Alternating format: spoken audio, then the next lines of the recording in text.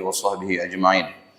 قال المصنف رحمه الله ونفعنا وبعلومه في الدارين الأنخال.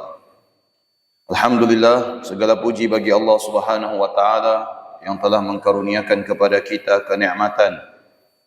Di antara kenikmatannya adalah kenikmatan berupa waktu di mana kita berada di bulan yang paling istimewa di sisi baginda Nabi besar Muhammad sallallahu alaihi wasallam, dan merupakan gerbang bulan menuju Ramadan, yaitu bulan Sya'ban.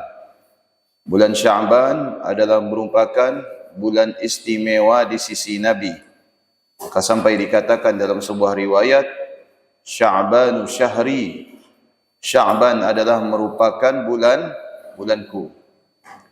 Dan kalimat Sya'ban ini diambil dari kata yatasha'ab minhul kathir, agar kita dapat menuai atau mendapatkan kebaikan yang banyak di bulan ini dan bisa kita laksanakan dan kita jalankan di bulan suci Ramadan.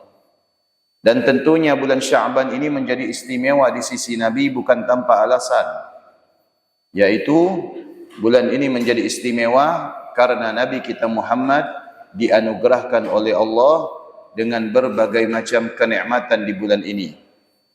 Bukan hanya anugerah, di samping itu baginda Nabi SAW diperintahkan untuk memulai beberapa syariat di bulan ini sehingga kita jalani sampai sekarang ini, bahkan sampai hari kiamat.